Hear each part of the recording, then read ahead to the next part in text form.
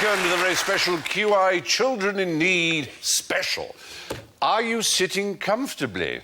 Yes! Excellent news. Then I shall begin. Joining me in my fairy tale cottage tonight are, in the littlest chair, lovely little Pudsey Baby Bear. And in the medium-sized chair, Ronni, Mummy Bear, Ancona. And in the big chair, David Daddy Bear Mitchell.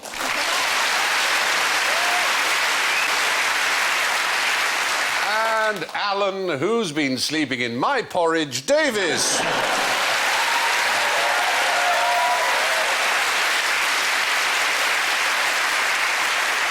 Now, our theme tonight, appropriately enough, is families. Families, we all have them. We all Come on, I must get on. I've got plenty to do here. I've got a programme to do. Oh, my Christ. The other plates. Get on. Please.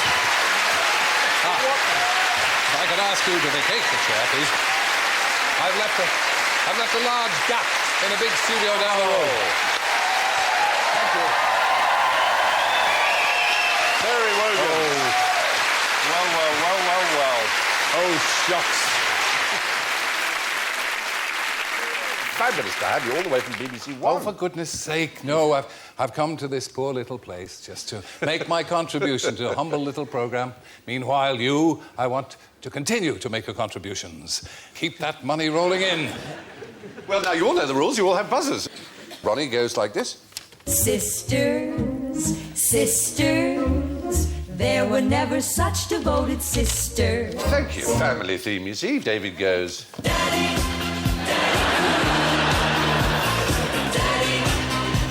cool. Terry goes...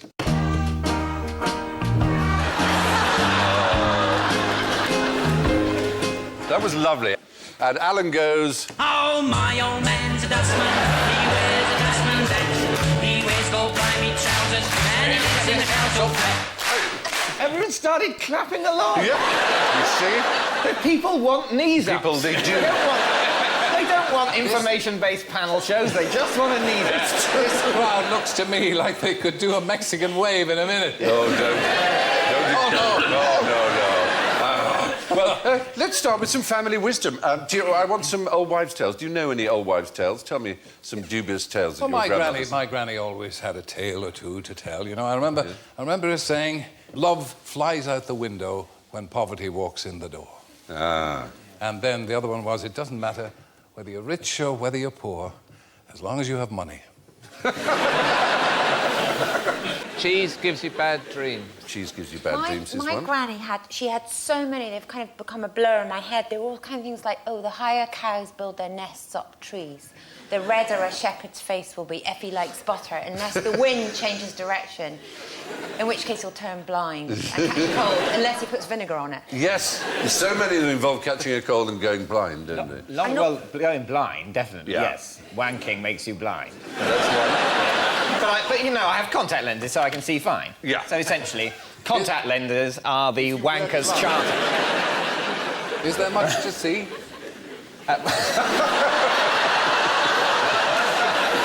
No, to be honest, no. What about a crow follows a busy squirrel? Eating your crust. Says, oh, yes, eating your crust puts hairs on your chest. Yes. That's what my granny used to tell me and my two brothers. But that Why would be- would she tell me Yes. that, as a woman? It's I think the fact she was called the Wolf Woman of Wick may have something to do with it. Well, now, here's a burning contemporary issue and a constant niggle. What have artists and composers ever done for children in need? Lots. Lots. Tchaikovsky and Prokofiev did a sponsored skip across the Volga, dressed as Tweedledee and Tweedledum. Manet sat in a bath of snails for a week. Rachmaninoff ate 48 pies in 68 hours while playing his second piano concerto. And he didn't go on. Well, it's a damn good start. Do you know, in some ways, the original Children in Need for London was the creation of an extraordinary institution in the 18th century. Do you know what I might be referring to? It was a foundling hospital. Yeah, there was a foundling hospital. There was a man called Thomas Coram, who was one of the great benefactors of the age, because we're talking about an age in which 75% of all children died before the age of 5 in London. 90% of all children who were born in workhouses died before they were 5. So this man Coram, who was a successful merchant, badgered people, and two of the most influential people who allowed this place to be built were Hogarth, the great artist of the day, and Handel, the composer. And they did extraordinary work for this hospital. It was hugely successful. And there were so many at the founding hospital that they had to have a lottery. They literally had a lottery, and there's a ball taken out of a bag. If it's a white ball, child goes straight in. If it's a red one, they're on a waiting list. If it's a black one, sorry, we can't take your child. Yeah. And then in 1756, the government said, no, we'll guarantee that every child can go into this hospital, every child. And that sort of worked pretty well. But what's in a sense phenomenal is that we have lived, and our parents have lived probably, and for most of us, our grandparents even, have lived in an age in which such a thing is inconceivable. But we are a minority of the human race. Most of the human race has lived with unspeakable suffering, especially for children. There's still unspeakable suffering from children all over. There is. All over this country, and that's why Children in Need comes in. Exactly. I mean, we raised, what was it? 35 million last year. We'd need to raise 150 million to make a real difference to the kind of suffering that goes on. Yeah, here. Thank you very much. Excellent. So, yeah, the artist Hogarth and the composer Handel helped to establish the foundling hospital, the 18th century's answer to children in need. Now, which of these ladies is more likely to bite off a baby's head? David. I think it's Anne Widdecombe because she's a Catholic. Terry, defend your I'm not faith. actually saying that Catholics are more likely to bite off babies' heads, but I imagine that might have been the sort of thing that was once said. I think that originally, of course, Margaret Thatcher was known as the milk snatcher, taking the pinter out of the innocent babies' mouths. But I don't think it was her. I agree, I think it was Anne Widdecombe. But I think she's misquoted. Because one time somebody said to her, are you hungry? And she's a good little trencher woman. And she said, hungry? She said, I'd eat a baby's arse through a wickerwork chair. And that is how it grew up. From arse to head, you know. But, so that's an easy enough mistake. It's so easily done. What's the wickerwork chair? That's an odd sort of... Not only would I eat a baby's arse, I'd do it under awkward circumstances.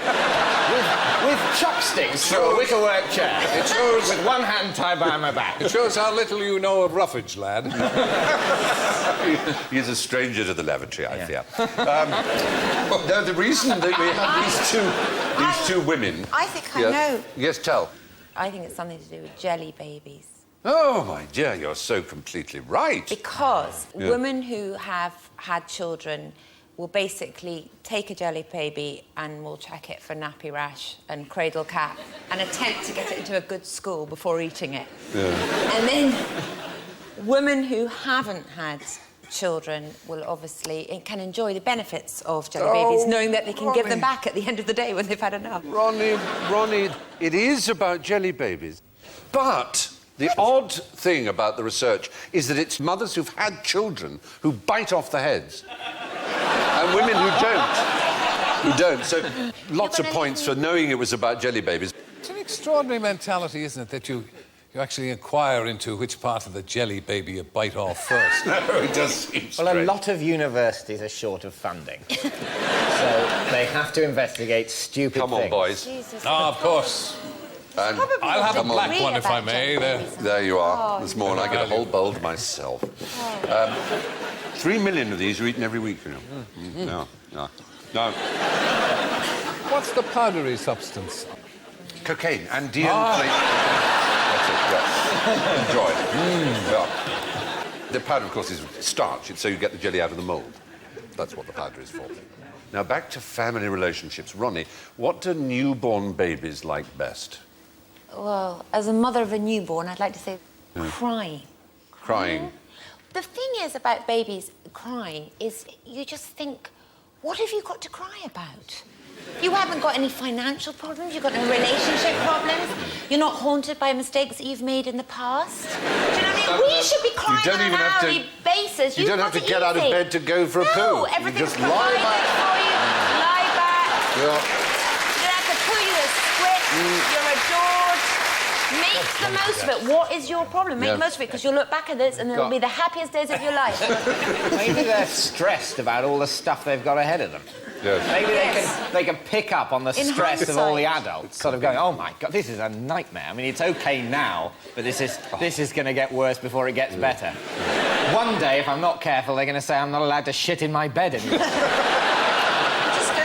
They'll dress it up as growing up or something, but in fact, it's the first stage of a long surrender. You never stop soiling yourself. Life Not would if be you've much got- better for you. If you've got an ounce of self-respect, keep soiling yourself. Someone told me that 90% of the attention you garner in your life, you receive under the age of 3.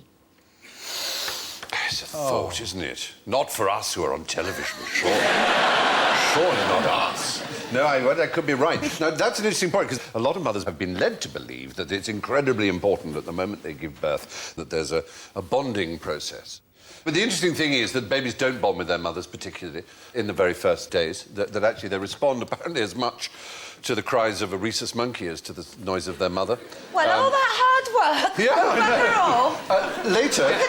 Get a rhesus monkey in. Later, they get used to you. They get used to you. They get used to your smell after a few weeks, and they do like you. Now, that child's clearly not going to bond with her parents. They've had enough of that one, haven't they? Come on. We twist it, it'll snap. But you're as you crawl towards the age where you can again soil yourself with impunity. Surely. What do you mean crawl towards it? Oh no! I'm just... Oh no! Make myself comfy. I'm lucky I have the incontinence pads. Yeah, I'm so pleased. Is there a tenor gentleman? Is it only tenor lady? That's a thing. Tenor Why lady. is it in those ads? What is it about laughter that makes women wet themselves? I mean, you have the ads, they're jollying about, and then...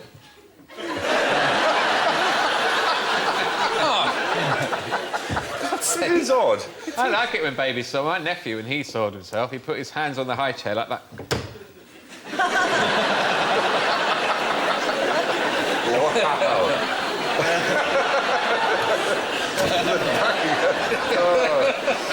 They get great concentration on their face.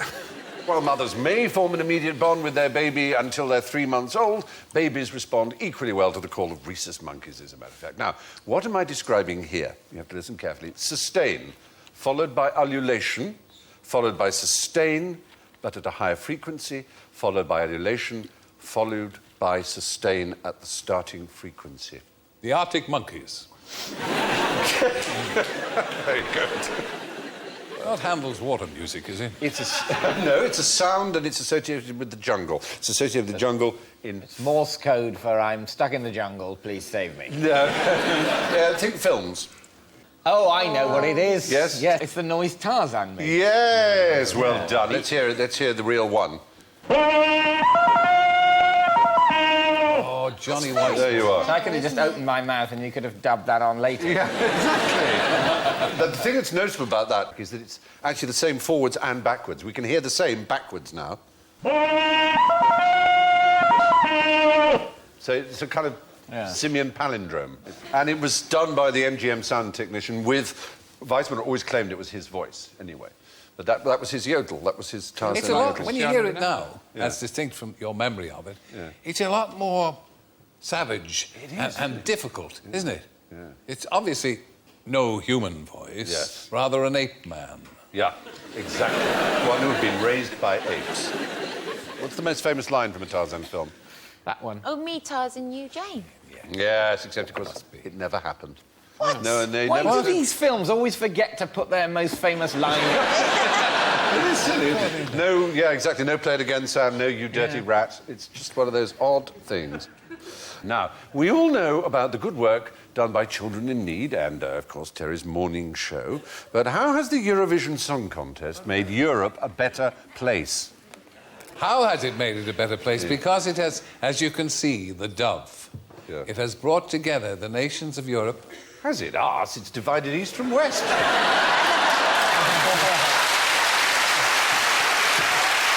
I mean, It has brought together the nations of Europe on wings of song. Whether they like it or not. But you only have to listen to my commentary to realise how much I believe that. Yeah. Absolutely. Oh, yeah.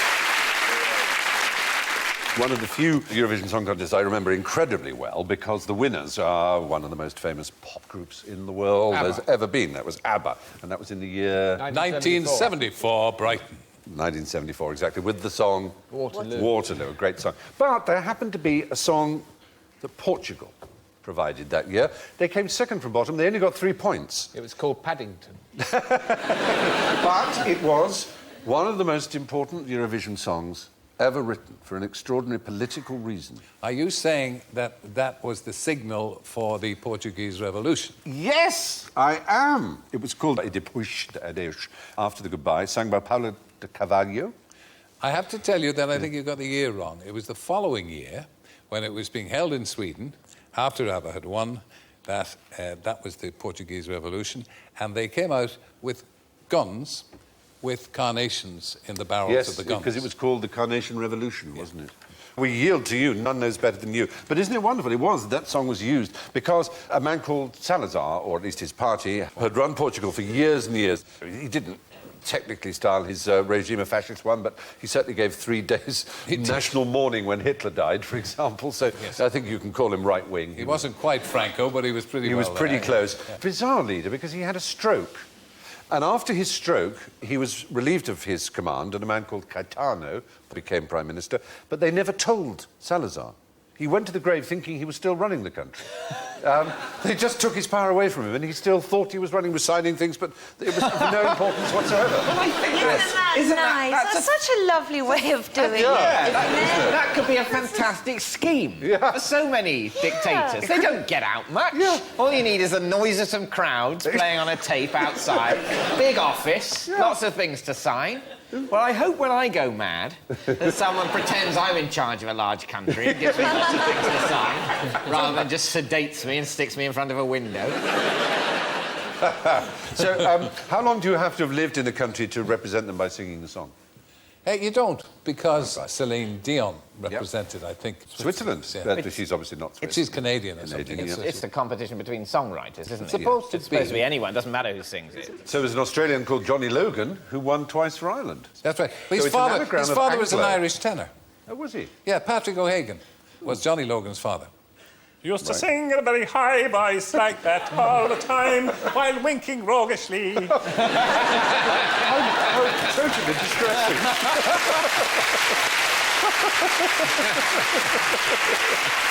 Well, the one thing we rule in, of course, is language, at least. 20 and a half, if you count some songs that are sort of bilingual, of the 55 winners have been in English. The French were furious this year that their singer chose to sing in English. I love it. Because they you know, it used to be the lingua franca, and it isn't anymore. No, it the isn't. world is Anglophone. But isn't it just disgusting? They give us such a bad time and they use our language. They should be taxed. An English tax! I love it! They should be taxed. In fact, it's a very good source of revenue for us, potentially. All these countries that are so nationalist. I mean, look at On the America, internet, the US, English. Australia, they're also glorious nationalists. It would make up their own bloody language if they want to borrow ours. Now, the 1974 Portuguese entry, E Depois de Adeus, was used as a signal to start the military coup that overthrew the 42-year-old dictatorship of Antonio Salazar in 1974. So, one of the few... one of the... Ignore him. So, from one of the few grim regimes without a general involved to an absolutely beastly experience with one in the iron grip of general ignorance now. So, can you name the family in Swiss Family Robinsons? Yeah. Robinson. No, indeed. No, there is no no family called Robinson in Swiss Family Robinson, no. Oh. Swiss Family Robinson is a book by a man called Weiss, a Swissman. Is it a reference to Robinson Crusoe? To reference to Robinson Crusoe. They're a Swiss Robinson. Yeah, that's what it is. They don't actually have a surname. They're called Ma and Pa and Ernst and Franz and names like that. But the weird thing is there have been films in which they're called the Robinsons. It's just a misapprehension. Are they even Swiss? Well, they are Swiss. They are Swiss. When it was translated by William Godwin, he called it the Family Robinson Crusoe. Because that's the idea. It was a Robinson Crusoe family, as it were. A family undergoing a Robinson Crusoe experience. It's a good title. And that got mysteriously changed in 1818, 4 years later, to the Swiss Family Robinson. A third of all the film and TV adaptations have them as being called Robinson. I think they need a better title altogether. Yeah. Basically, it's just like a sort of shortening of the pitch. It is, isn't it? isn't it? Swiss family like Robinson Crusoe. It's a Swiss family meets Robinson Crusoe. Exactly. The two most entertaining things we can think of, Robinson Crusoe and a Swiss family. This is dynamite. As long as we can come up with a good title. There you are. Now, what do you call a boomerang that won't come back? A Kylie. Sisters. Yes, a Kylie is Kylie. exactly what it's A called. Kylie. A stick.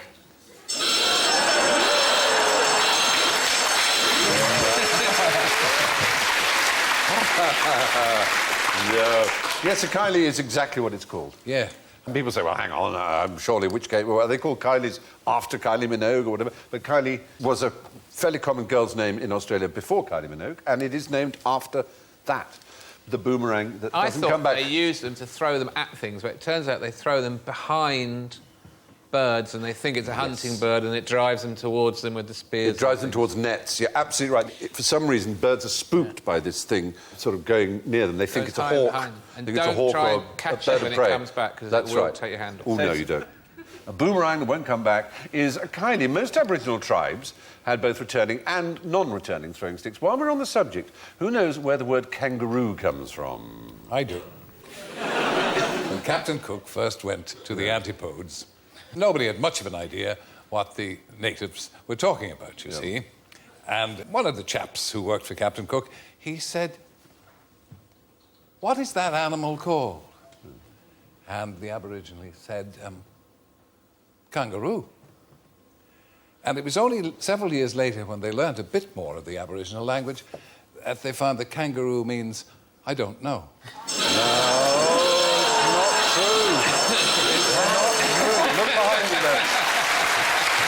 I'm so sorry to get you through that.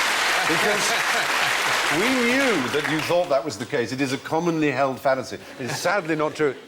The problem is this story got twisted, and in fact, kangaroo is the Gugu Imithir language, and it means a large black or grey kangaroo. 1,400 miles inland, when the Captain Cook's party got, they asked whether there were any kangaroos of a tribe who were, as I say, 1,400 miles away. There were 200 Aboriginal languages at this point, and they had no idea what the other language kangaroo meant at all. So it got confused, and this story arose that it actually was, I don't know, but I'm afraid it isn't true. Well, I prefer it. I prefer your story. We started with old wives' tales. Let's end with that old feast of family fun, maths homework. What does this prove? You may notice it's not written in usual mathematical language. Yes. It's not a message from Al Qaeda. No, it's not in Arabic. It's written in symbolic logic, if that's of any help to you. Has it got something about the Portuguese coup starting in 75? Not about that. Who was the great logician of the 20th century, the great British master of logic Derek and Trotter. mathematics? Sorry? Derek Trotter. He was also a great campaigner against nuclear weapons. It's Bertrand Russell. Bertrand Russell, Lord Russell. There he is, Bertie Russell. He Marvellous figure. wasn't a barrel of laughs, was he?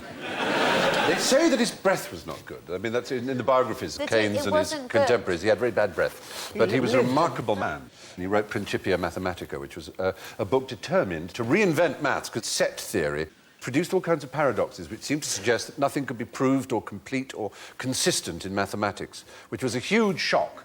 And so he had to set out to prove mathematics worked from the very first principle. Very, very good at Sudoku. He was, oddly enough, he was said not to be that good at mental arithmetic. But... So in order to prove mathematics from the very beginning, you have to establish the first principle of arithmetic, and that piece of symbolic logic was proving that 1 + 1 = 2. It's a bit late, the 20th century, to prove that. I'd say. You're a bit late. We've got quite a lot riding by the 20th century on 1 + 1 being 2, you know. Quite a lot of engineering happening, quite a complex international economy. Oh, please. If you find out that it doesn't equal 2, what do we do? Just burn everything. Because God knows anything could fall on our heads. Money, you might as well eat it. Forget civilization. Well, there is a general thought that if what were considered to be the sound foundations on which all mathematics rested were proved to be rocky, that it may mean that some of the ultimate answers of the universe will never be answered. But it's rather splendid to think you would give so much effort into proving What an 1 + 1. extraordinary achievement. It is. You just have to bring up his halitosis. I know, that was silly of me, but I love that. You know, it He's comes a great... to something where you think you've achieved that. Imagine meeting him at a party. Old Stinky Russell. I met this bloke at a party. He stank. And when I asked him what he did, he said he proved that 1 + 1 equals 2.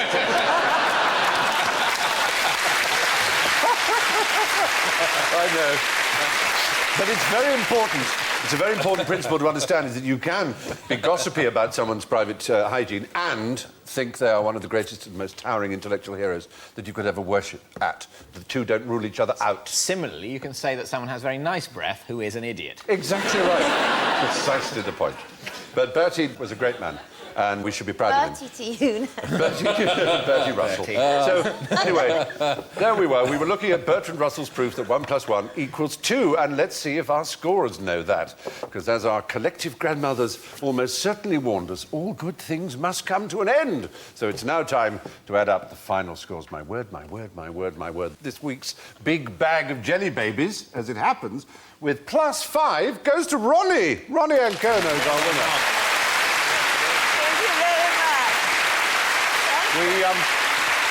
We offer a consolatory sherbet dab to David Mitchell with +3.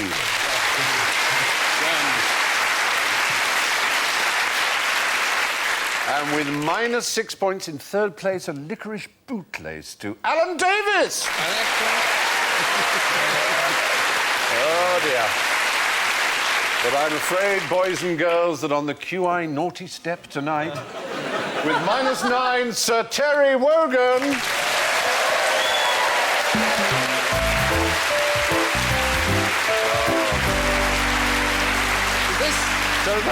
Is this because I pointed out the error in 1975?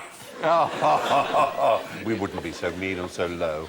So, children, that's it. Before we all climb the wooden hill to Bedfordshire, it's good night from Terry, David, Ronni and Alan and me, and we leave you with the final piece of homespun wisdom from George Burns. Happiness is having a large, caring, close-knit family in another city. Good night.